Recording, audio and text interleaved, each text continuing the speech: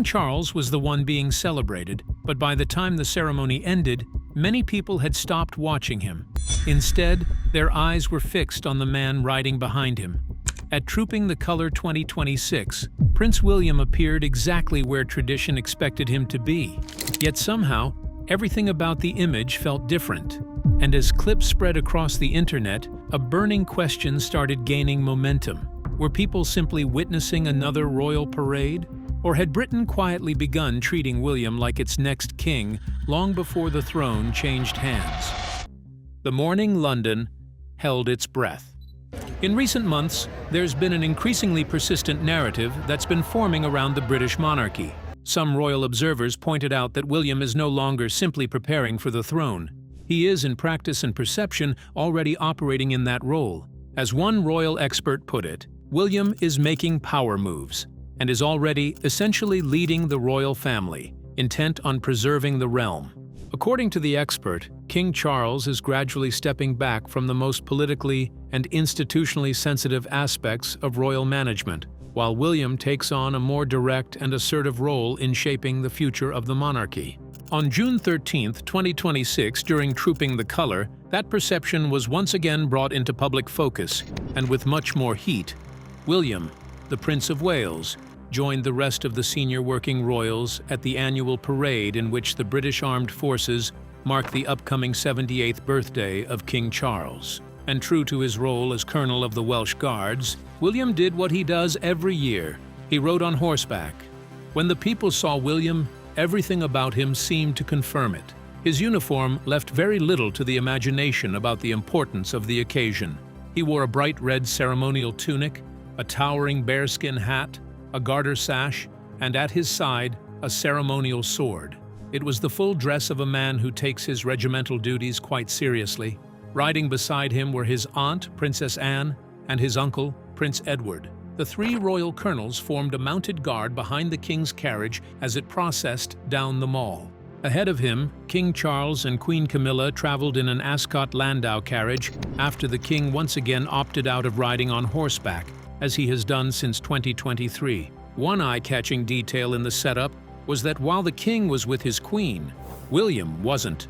His wife and children were somewhere else. If William's role that day was to lead, then Catherine's role was to anchor.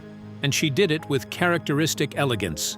Shortly after royal fans saw their future king, they spotted the Princess of Wales behind him. She traveled by horse-drawn carriage alongside their three children, Prince George, Princess Charlotte, and Prince Louis. The separation had nothing to do with preference, though.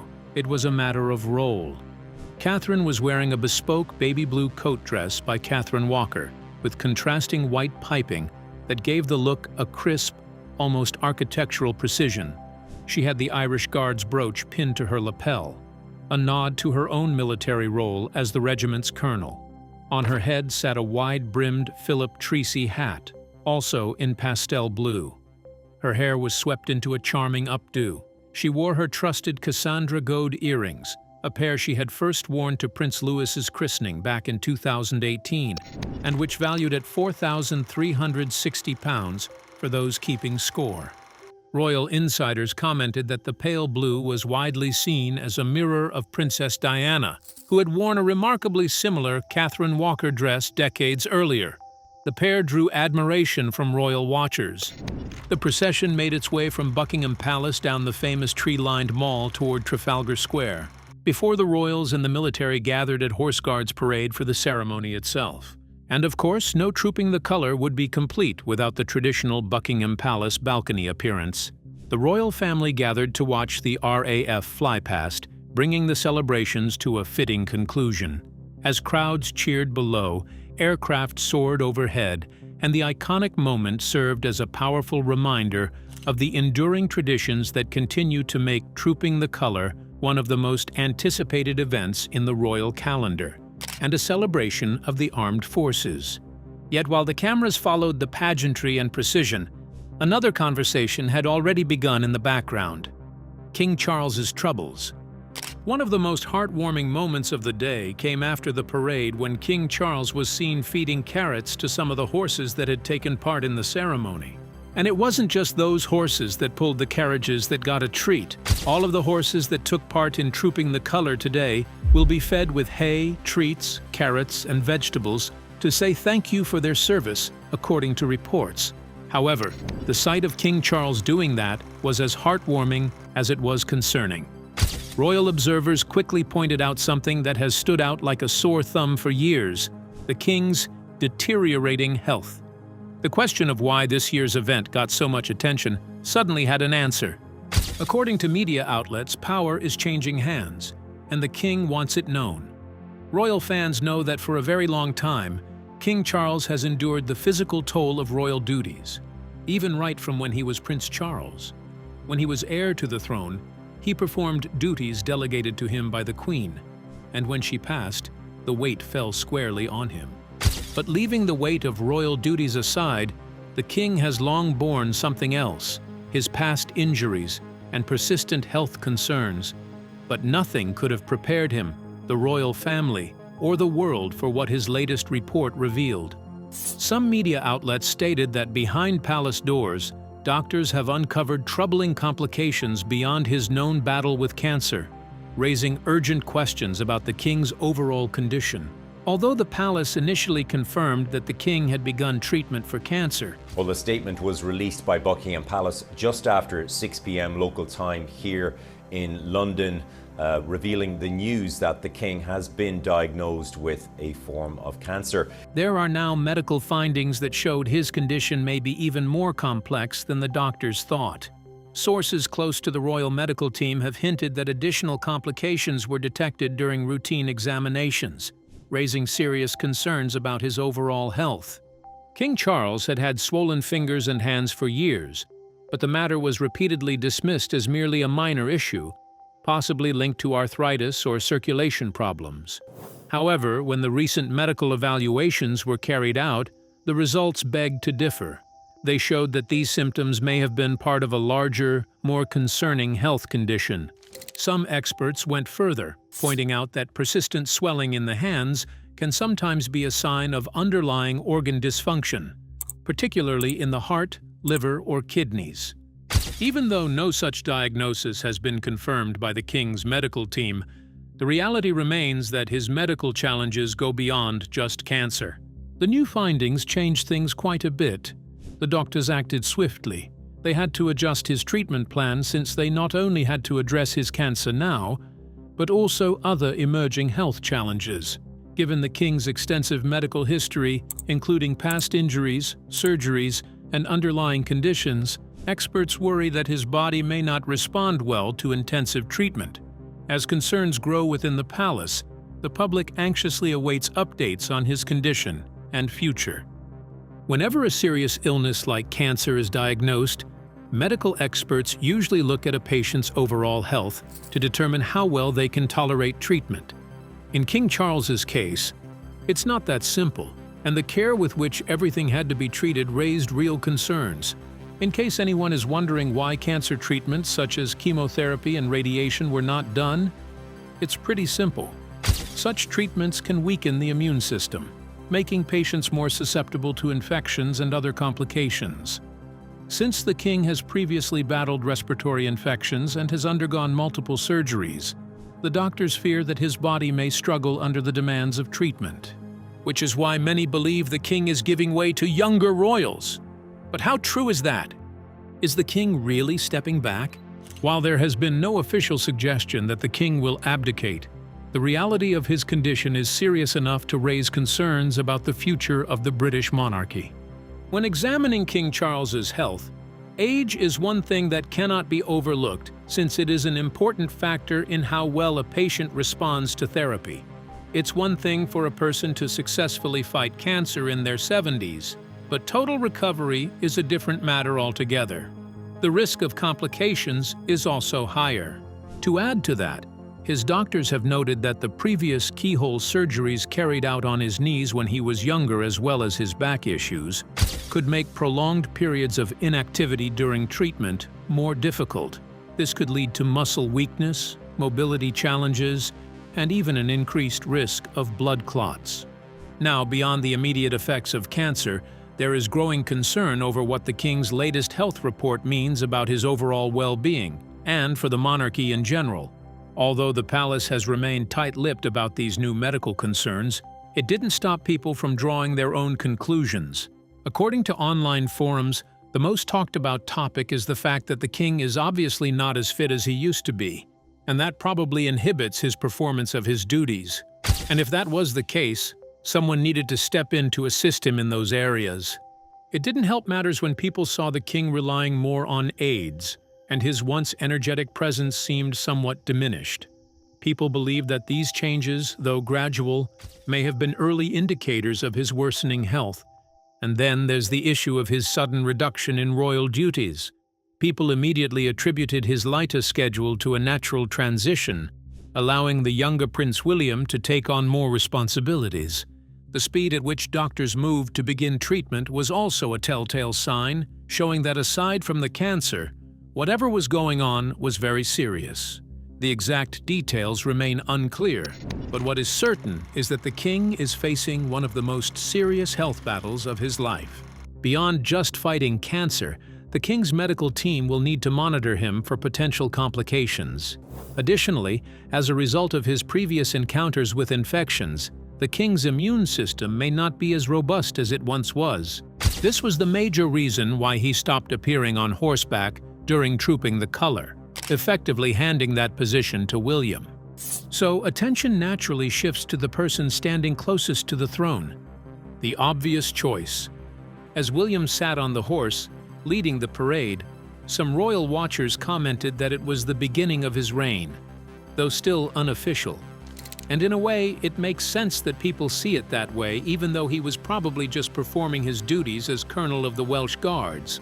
After King Charles' cancer diagnosis and the subsequent matter with the fingers, the biggest question that has been lurking at the back of people's minds is the issue of succession. The people are eager to know who will really bear the king title. Public sentiment toward the monarchy has always been a key factor in its stability, and discussions about succession inevitably bring mixed reactions. Needless to say, while it is true that King Charles enjoys a level of respect, his reign has not sparked the same widespread enthusiasm as his mother, Queen Elizabeth II. Prince William is the direct opposite of his father in many ways. The people see him as a modern and relatable figure who embodies the future of the monarchy. Many times, the people even took matters into their own hands, conducting public polls that consistently showed William as the most popular member of the royal family, with many Britons viewing him as the right person to lead the institution into a new era. Not to mention, his wife is also a significant asset, helping to maintain public confidence in the monarchy. In addition, several late-night meetings have been held between father and son since the king came down with cancer. But even for the royals themselves, it's not all sunshine and rainbows. There are those who question the relevance of the monarchy in today's world. The British royal family has faced increasing scrutiny, and calls for reform, or even abolition, have grown louder in recent years. If King Charles's health crisis leads to a transition of power, it could be a defining moment for the monarchy, shaping how it adapts to modern expectations. However, if all goes well with the transition, and Prince William were to take the throne earlier than expected, it would mark a significant generational shift in the monarchy. William and Catherine have positioned themselves as modern, family-oriented royals who engage with contemporary social issues. A monarchy led by William would likely focus on modernization, streamlining royal duties, and maintaining a more personal connection with the public. Unlike his father, William's approach to leadership has been influenced by both his mother, Princess Diana, and his grandmother, Queen Elizabeth II. Additionally, his reign could see shifts in the Commonwealth. While Queen Elizabeth II maintained strong ties with Commonwealth nations, there have been growing discussions about member countries, such as Australia and Canada, reconsidering their ties to the British monarchy. William's leadership would likely determine whether these relationships strengthen or weaken in the coming years. In a recent conversation with Vanity Fair, Russell Myers, a former butler to the king, went on to explain how Prince William and Princess Catherine are already prepping for their royal future as king and queen. According to him, both the Prince and Princess of Wales want to rule, when the time comes, with more empathy and a greater personal relationship with the people. This, according to Myers, also involves ending various outdated traditions behind the scenes, with the royal couple already changing the way they raise their kids. In all these, one thing is certain. Regardless of whether King Charles continues his reign or hands over responsibilities, the monarchy is entering a period of transition. The coming months will be critical in shaping its future, with decisions made now having long-term consequences. If the king's health remains stable and he continues to carry out his duties, the royal family will likely take a gradual approach, easing Prince William into a more prominent leadership role over time. However, if the situation worsens, a more immediate transition could take place, requiring the monarchy to navigate its biggest challenge in decades. History has shown that the British monarchy is an institution built on continuity and adaptation. Whether King Charles remains on the throne or passes the baton to the next generation, the monarchy will evolve, but its survival will depend on how well it balances tradition with the expectations of the modern world. For now, all eyes remain on the palace, waiting for the next chapter in this unfolding story. The pre-birthday event was a relief to all, only because the days preceding it had been full of troubles. Background chaos. The timing of the parade this year felt particularly well chosen. Just a week earlier, King Charles had watched his nephew Peter Phillips marry for a second time, and the king was riding what observers called a wave of genuine momentum, following a successful state visit to Washington, D.C., New York City, and Virginia in April, where his address to Congress had been widely praised. That goodwill mattered, because the preceding months had not been easy. The chaos surrounding the royal family had only grown over time. In January this year, more than 3 million Jeffrey Epstein files were released. That single act renewed intense scrutiny of Andrew Mountbatten Windsor, the king's brother, whom he stripped of his royal titles and honors over his connections to Epstein. Then, in February 2026, Andrew was arrested on allegations of misconduct in public office. Andrew has not been charged and consistently denies any wrongdoing. The shadow of those allegations hung over the institution, even as the red tunics gleamed and the drums rolled down the mall. Andrew was not the only headache disturbing the royals. There's also the issue of Harry and Meghan, who, after stepping away from royal duties, consistently dragged the monarchy from one mess to another, so much so that the king had to deprive them of their HRH titles, perfectly placing them in the same bracket as Andrew. When Prince Harry didn't show up for the event, nobody was surprised. The prince had since considered himself as an outsider, further widening the already wide rift between him and the royals. This was also the second trooping the color, since King Charles and Catherine both announced their cancer diagnosis. For a family that has been through so much in such a short time, a sunny June morning on the Mall, with the crowds cheering, the horses in step, and the red arrows overhead, must have felt like something close to relief. Speaking of Catherine, what does she really have to offer both William and the crown? Catherine, the princess beside the crown. William undoubtedly has a huge burden on his shoulders. Just like everyone else, he knows where the monarchy is heading, and he knows it's not something he can escape. Fortunately for him, he does not have to bear it alone. Presently, Princess Catherine's full-time job is to serve as the Princess of Wales, her royal title since September 2022. There's a reason why Catherine is so loved by all and sundry. She bears a striking resemblance to the late Diana, the people's princess, not in appearance, but in deed. The princess has proven over and over again that her place beside William isn't for show. Though relatively young compared to other royals, she has done enough meritorious deeds to put charity workers to shame. Way before she married William, Catherine had been involved with charity work, and after she married, her efforts only doubled.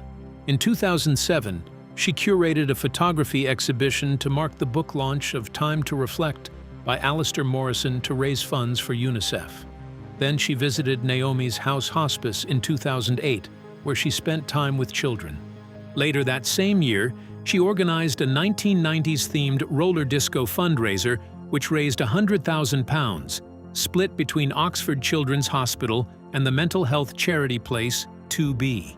While working for her parents' company, she began organizing events for the Starlight Children's Foundation, which helps terminally ill youth. She also helped coordinate the Boodles Boxing Ball, which raised money for the charity. Catherine didn't immediately become the Princess of Wales upon her marriage in April 2011. At that time, she only became a Princess of the United Kingdom, as well as Duchess of Cambridge, Countess of Strathearn, and Baroness Carrick-Fergus. She also received the style of Royal Highness. She was formerly known as Her Royal Highness the Duchess of Cambridge, except in Scotland, where she was instead called Her Royal Highness the Countess of Strathearn. After Queen Elizabeth II died on the 8th of September 2022, and Catherine's father-in-law Charles III succeeded, she became the Duchess of Cornwall and Duchess of Rothesay. Thus, she was briefly referred to by the title Her Royal Highness the Duchess of Cornwall and Cambridge. It was the following day, on September 9, 2022, when the King announced William's appointment as Prince of Wales and Earl of Chester, that Catherine was made Princess of Wales and Countess of Chester. She has since been known as Her Royal Highness the Princess of Wales and as Her Royal Highness the Duchess of Rothesay in Scotland. Catherine is a Dame Grand Cross of the Royal Victorian Order, GCVO, a Royal Companion of the Order of the Companions of Honor, CH, and a recipient of the Royal Family Order of Queen Elizabeth. Even the King himself recognized her worth, going as far as saying he knew she would bring stability to the institution. But where does the couple stand currently? What it means for William and Kate? With the appearance at the event and its significance, his father's approval together with his own merits, as well as the support of the people, it is clear that Prince William is destined to one day wear the crown. He would have his wife Kate Middleton at his side, but what kind of king will he be?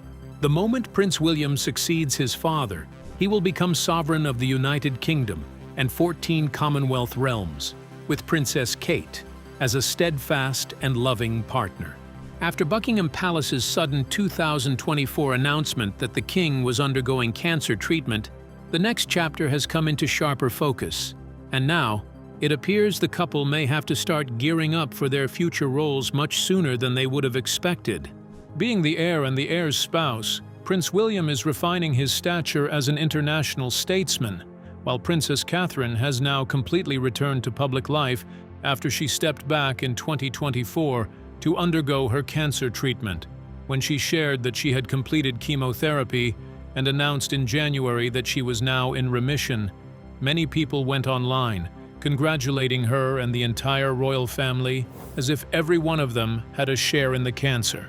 When the time comes for William and Catherine to become king and queen, they're expected to bring a new generation's energy, as well as the empathy, family focus, and commitment to the crown that they demonstrate now.